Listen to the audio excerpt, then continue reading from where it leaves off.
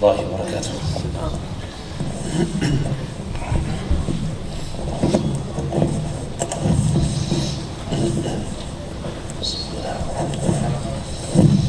أعوذ بالله السميع العليم من الشيطان الرجيم. بسم الله والحمد لله والصلاة والسلام على سيدنا رسول الله وعلى آله وصحبه ومن والاه، وأشهد أن لا إله إلا الله وحده لا شريك له، وأشهد أن محمدا عبده ورسوله صلى الله عليه وعلى آله وأصحابه أجمعين. ثم أما بعد. Last week we talked about al-ghibah, or backbiting, and how people take this sin very lightly and how serious it is in the eyes of Allah subhanahu wa ta'ala. And today we'll talk about something very much related to al-ghibah, or backbiting, that's called al-namimah. Al-namimah, the definition of al-namimah, as Imam Ghazali said, most of the time it is a report about someone to someone else, or taking the words of someone and delivering it to another person with the intention of causing animosity between these two people. You attend a meeting or a wedding or any gathering and you hear someone say something about someone, and then you go to this someone, tell him, you know what, yesterday, we're meeting in so-and-so's house, and this guy, he talked badly about you and he said this and that. He may actually say the truth. He's not adding anything or creating any fake statements. He's not lying, but he is actually telling the other person what has been said about him, with the intention of creating hatred between them.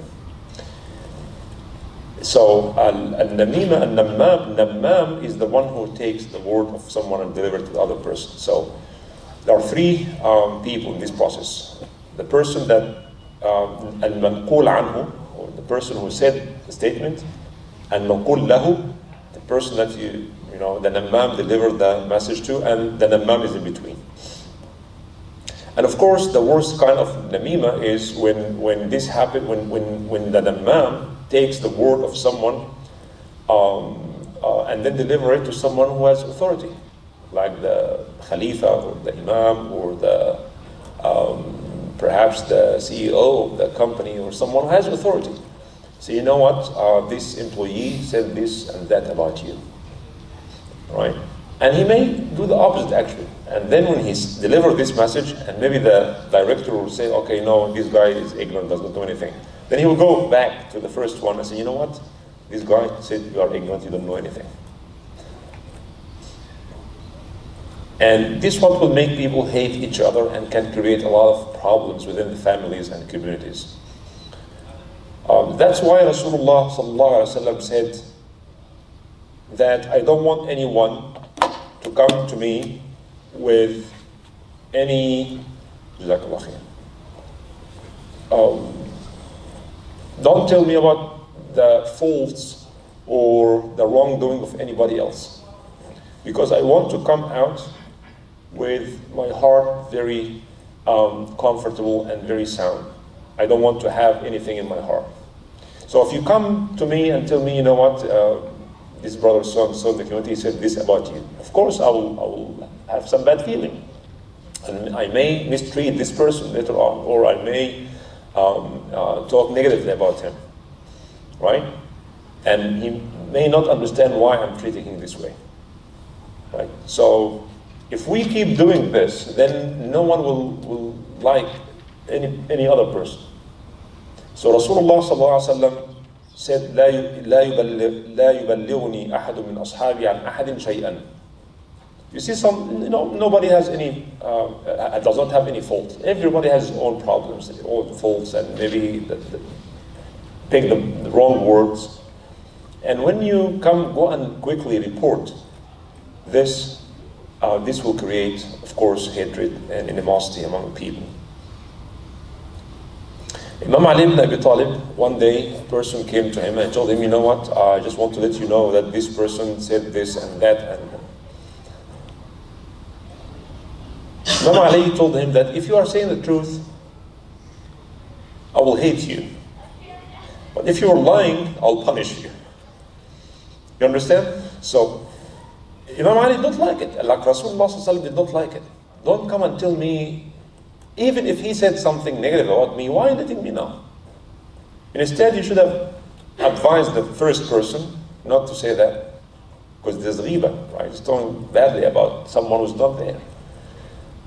But instead of advising him, he goes to the second person and he tells him, you know what, this person says this or that. Or this actually also could take place with emails. With someone, sometimes we forward emails with the same intention.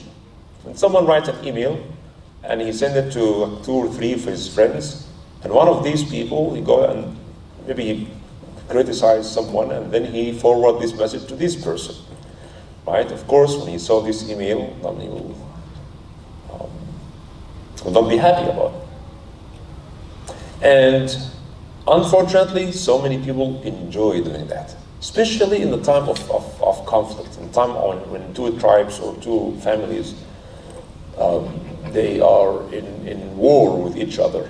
That's a perfect time for people to go and do this a business of Namimah.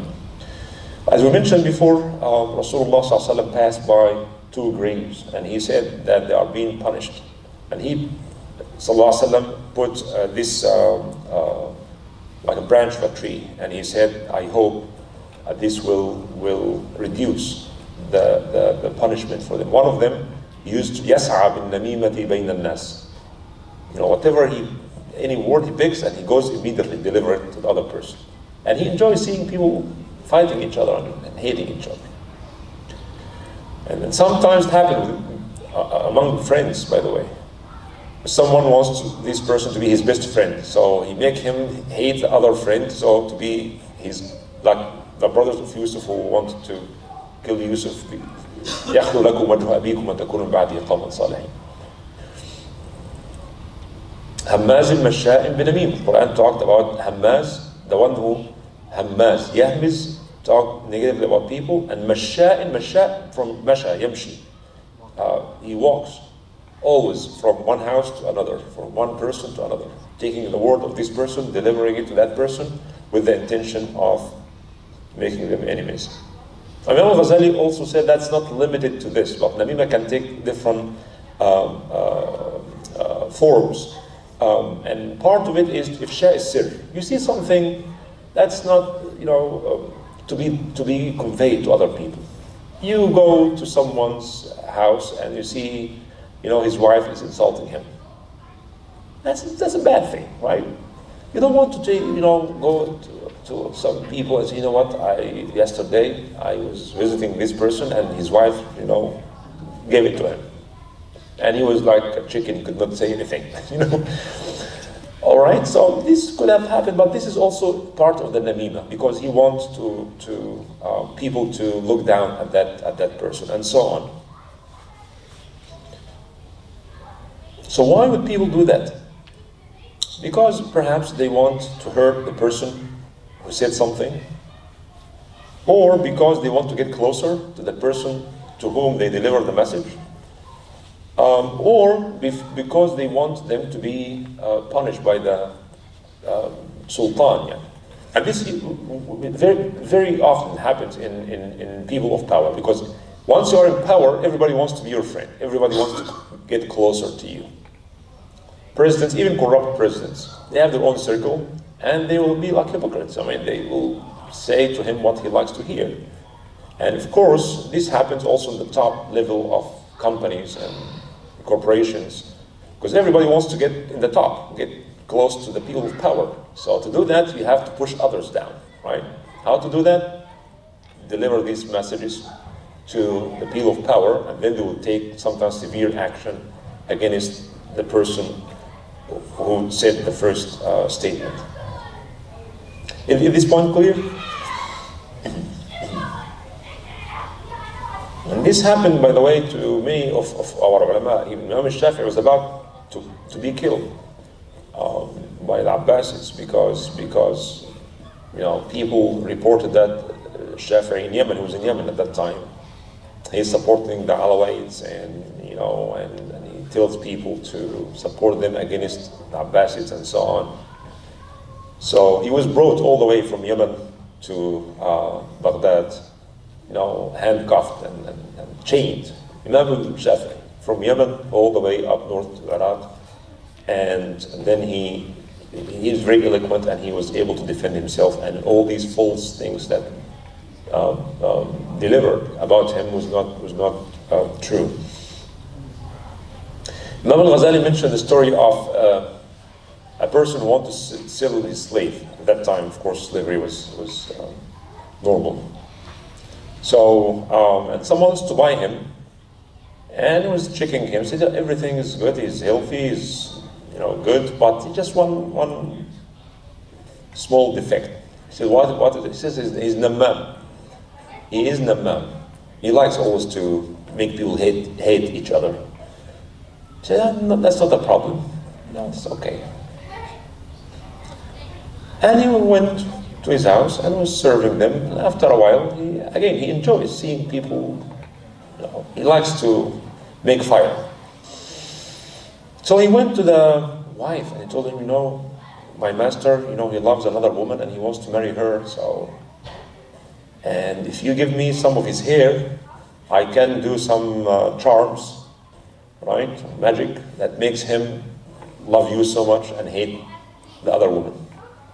So, when he's asleep, just get the razor and cut some of his hair and bring it to me. She says, yeah, I'll do that. He went to the husband and said, you know what? I know, it's bad, but I have to tell you that your wife loves someone else and she wants to kill you. So if you just pretend you're asleep and you'll see what will happen. And the man said, okay, that's a very serious business. So I'll pretend I'm asleep. So he pretended asleep and he saw his wife coming with the knife or the razor to get the hair, but he thought she's going to kill it, so he killed her. He killed his wife. And the family of the wife came and they killed the man. And the war took place between the two tribes. And this is just Namimah, someone who can kindle this fire by doing these things. So, what should we do when someone convey this news to us? Or someone says some negative things about you, The first thing you need, that like Imam Ali ibn Abi Talib said. Imam Ali said, if you are saying the truth, we'll dislike you. Because you shouldn't bring these things to us. But if you are lying, then you should be punished. Because if you lie.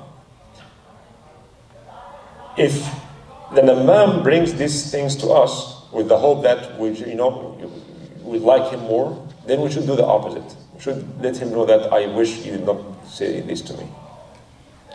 Okay? And you need to know that مَنْ نَمَّ لَكَ نَمَّ عَنْكَ.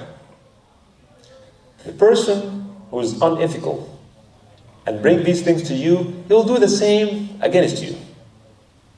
Don't trust them. You understand? So if someone brings these things to you, so you know what, some people talking negative about you, don't trust them, because he will do the same to you. He will pick any word you say, and he will go convey it to other people. You need not to trust them. Don't make them feel that I'm happy, thank you, or my best friend, thank you for letting me know. I will show them what I can do and stuff like this. They will be happy. But he should actually be stopped immediately, because he needs to understand that's haram and that's inappropriate. Hadith in Al-Bukhari and Muslim, Rasulullah sallallahu alayhi wa sallam said, لا يدخل الجنة نمام. لا يدخل الجنة نمام. Or qattat in other riwayah, the same meaning. لا يدخل الجنة نمام. Because Islam came to make peace and to strengthen relationship between friends and families and tribes and community members. And when someone comes to do the opposite, destroying community, destroying families, like the example just mentioned, he does exactly the opposite of what Allah subhanahu wa ta'ala and His Messenger want to do, to build a strong community, strong family ties and so on.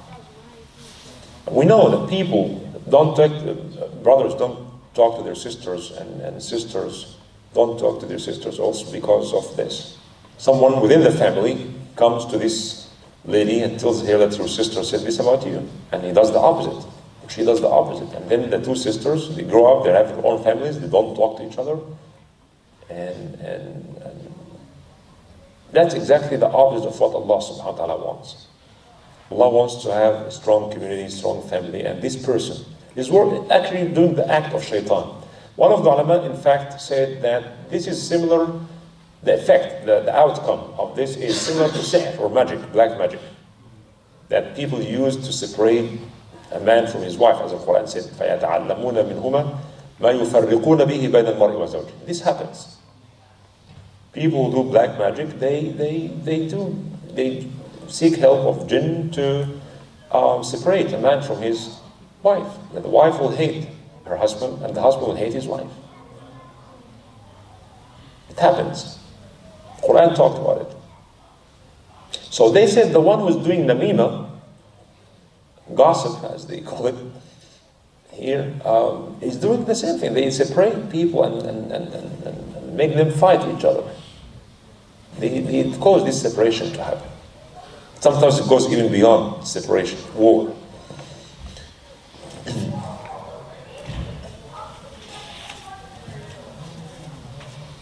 In the hadith, أحبكم إلى الله أحاسنكم أخلاقا. The most beloved ones among you is those who have good akhlaq, good character. الموطؤون أكنافا الذين يألفون ويؤلفون. These are the people Allah subhanahu wa ta'ala likes. Those who get along with people, and people get along with them easily. Right? يألف ويؤلف. He does not keep himself away from people, does not talk to anybody, does not want to befriend anyone. No, they are nice and easy with people. So يألفون ويؤلفون. People love them and they find them easy and lenient and nice, like good friends. These are the people with good akhlaq. يألفون ويؤلفون. Sometimes you feel comfortable talking to someone, and in a short period of time you can feel that as if you know him for so long, and you trust him and you consider him your friend. It's a good sign of being a person with good akhlaq. يألفون ويؤلفون.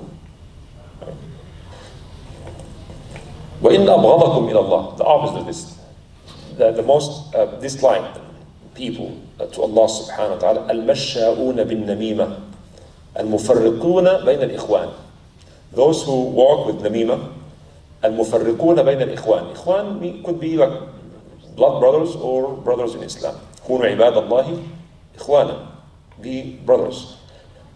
الملتمسون للبراء العثرات. Those who search for any fault, for any awra, for any mistake, and take it and run with it. You know, talk about it everywhere. روى كعب الأحبار, this one of the narrations of the Bani Israel. كعب الأحبار was one of the, he was a Jewish rabbi, and he's very knowledgeable, and then he became Muslim. So most of the Israelis or Israeliyat comes from Ka'b al-Ahbar. He said that once Bani Israel went with Musa alayhi salam, asking Allah to send the rain, and they kept praying and praying, nothing happened. So Allah subhanahu wa ta'ala revealed to Musa that I did not answer your prayers because of this person who is Namimah, who's doing this business. And then Musa said, Ya Allah, who is this person? Let me know who it is so I will get him out. You know.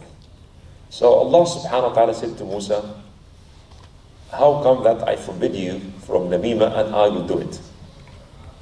In other words, I'm not going to tell you his name.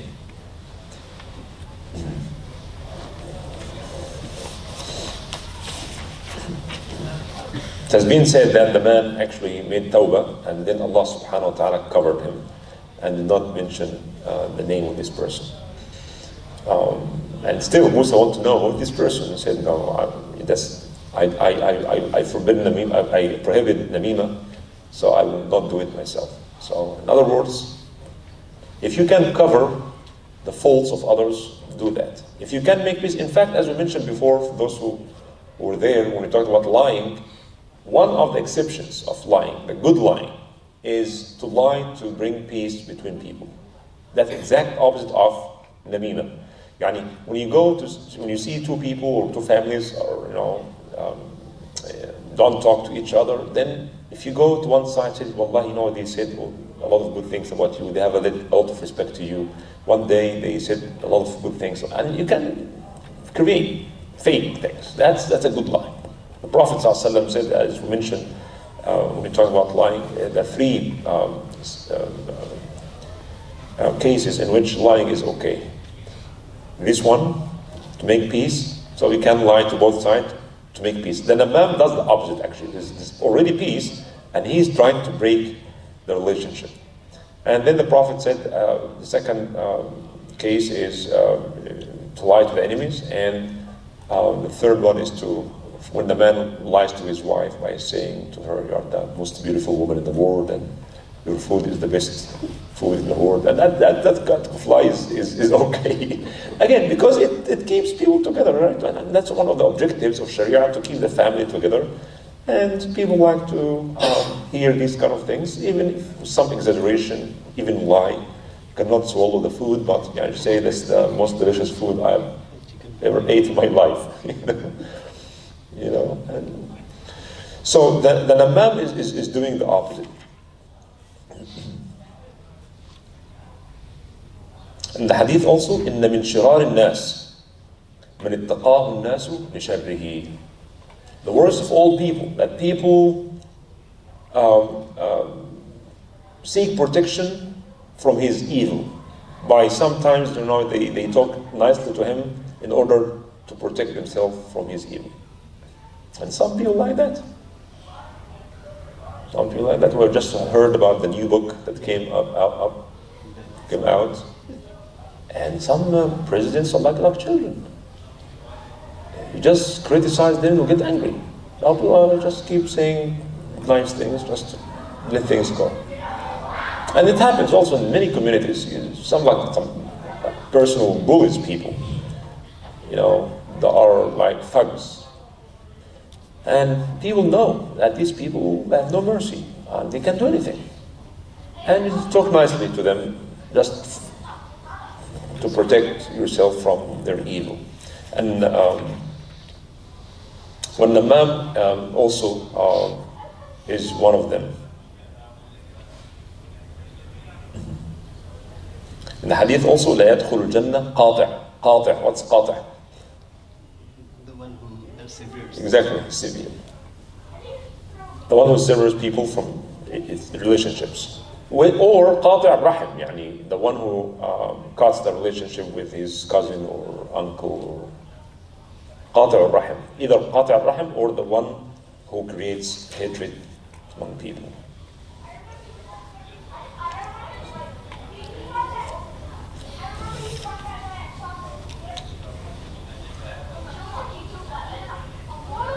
So, generally speaking, the danger or the damage that the Namam causes is severe. And that's why we have to be very, very careful not to take the words of someone and deliver it to another person, or don't get along with the person who convey these things to us. Right? We don't do it ourselves. And when someone tells us someone's talking badly about you, then we have to also be careful about these people. Right? لا يكون النمام صادقا. And usually this Namam, because he's a very evil person, he will add something from his pocket. He will make it spicy, juicy. Right? We have to be very careful. Don't be happy when someone brings something like this to you, because he will do the same thing against you. Don't trust them, and you need to stop them at their limits and advise them. Tell them to fear Allah subhanahu wa ta'ala and don't bring these negative things. In the community, in the workplace, not everybody will love you, right? You'll have some people who don't like you for some reason. Envy, competition, and there will be someone who's talking badly about you, right? And at the same time, you'll find also people saying very good things about you in your absence. What's really important here is you should not care about what people say about you. You should not care so much. Who is saying what? Who did? And now in the social media and Facebook and things, this is a huge field for Namimah. Honestly, a lot of Namimah going on the social media, emails, and so on. So there will be someone criticizing. Rasulullah sallallahu alaihi wasallam, Munafiqeen used to hate him and say very bad things about him and his family. That's Rasulullah sallallahu alaihi wasallam. Nobody can be 100% protected from hatred. If Rasulullah sallallahu alaihi wasallam has been, hated, Munafiqeen and Kuffar, they hated him, and they want to kill him sallallahu alaihi wasallam. And the same thing with the Khulafa al-Rashideen and Sahaba al-Kiram, and many people dislike them. So there will be some people who will be speaking negatively about them. Don't look forward to know what they say about you. Don't dig, don't search for this. Don't exert any effort to know, you know what, I want to know what they say about it. And some people may send some people just to go and figure out and to hear what people say. You should not be busy with what people say about you as long as your relationship with Allah subhanahu wa ta'ala is good. Otherwise, ask Allah's forgiveness. And don't worry so much about what people say about you. I will stop here, inshallah. If you have any comment or questions.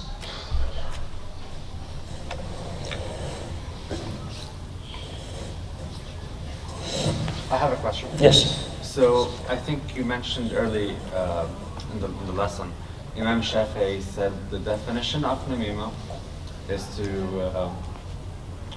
talk negatively about someone with the intention of creating. It is reporting or conveying a saying of someone to someone who said something about the person, delivered to the person that he talked about.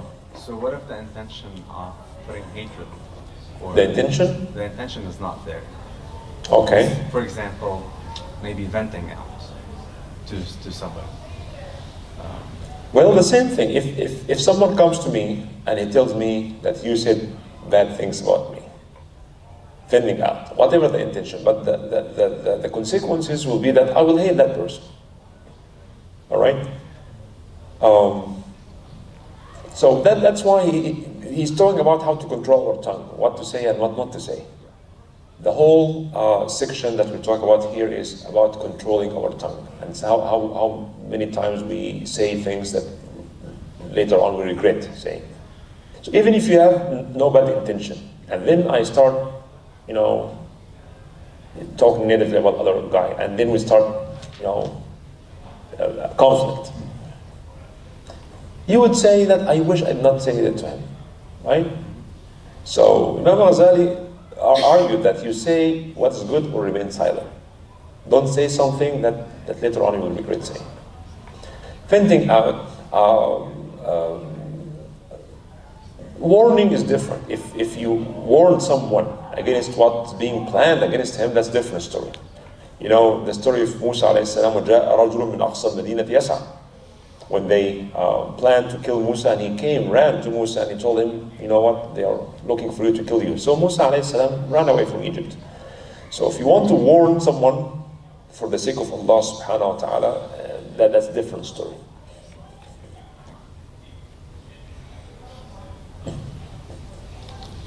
Isn't there a hadith that says من كان يؤمن بالله واليوم الآخر فليقل خيرا أو Right. Hadith al-Bukhari. من كان يؤمن بالله واليوم الآخر فليقل خيرا أو ليصمت. Say what's good or just remain silent.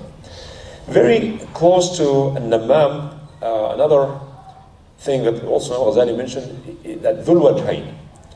Dhu al-Wajhain. What's Dhul Wajhain? A person of two faces.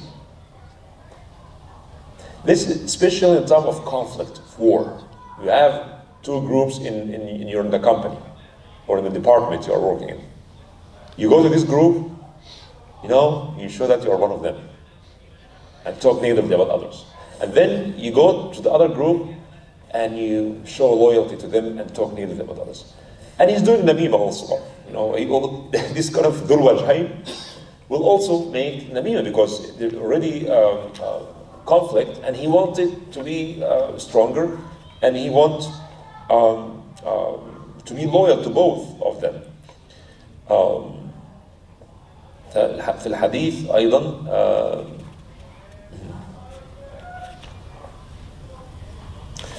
the Prophet ﷺ تجدون من شر عباد الله يوم القيامة. Among the worst people in the day of judgment, ذو الوجهين أو ذا الوجهين الذي يلقى هؤلاء بوجه وهؤلاء بوجه. He comes with one face to this group and another face to the other group.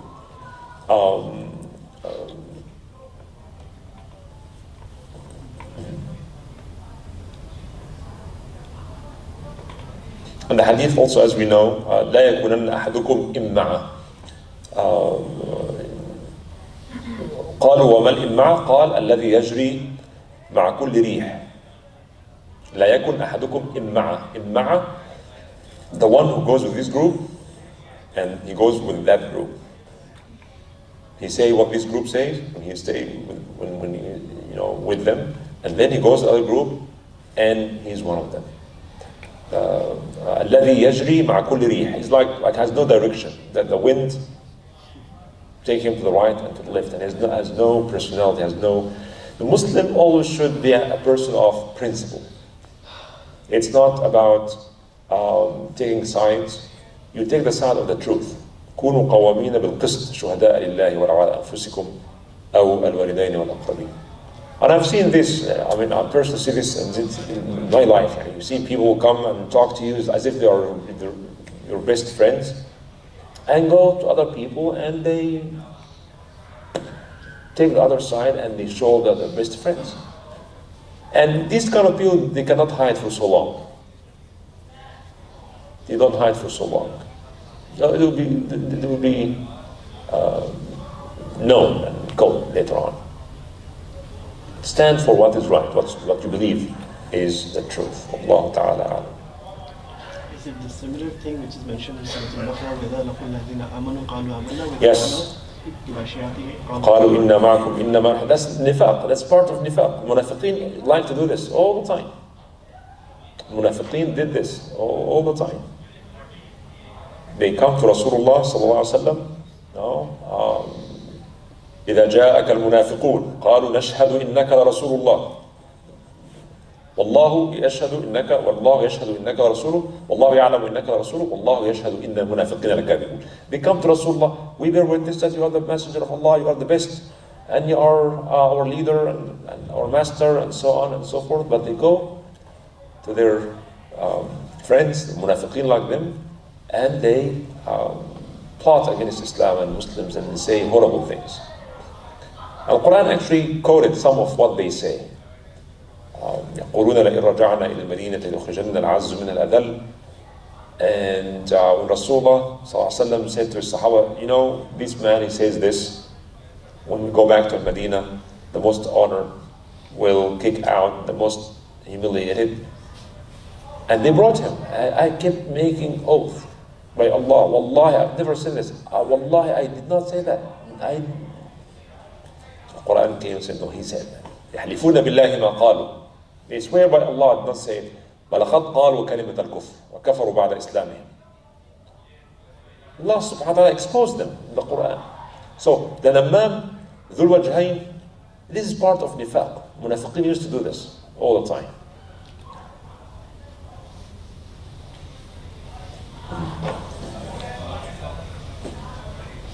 Any comments or questions?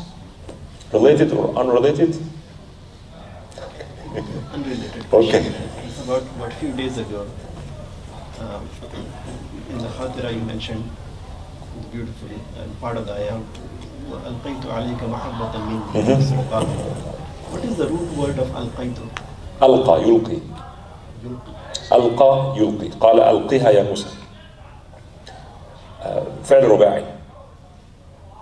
لقي أن ألقى.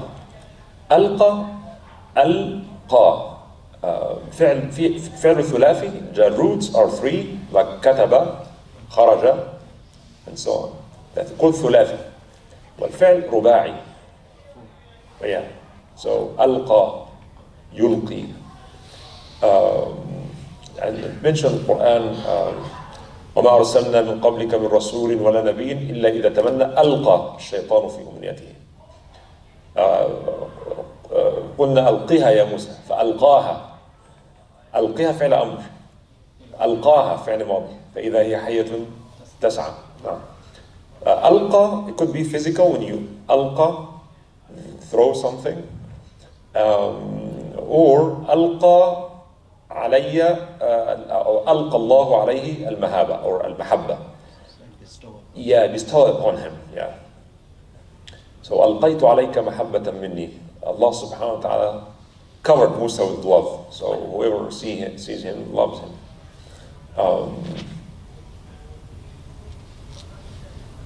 نعم. وإياك.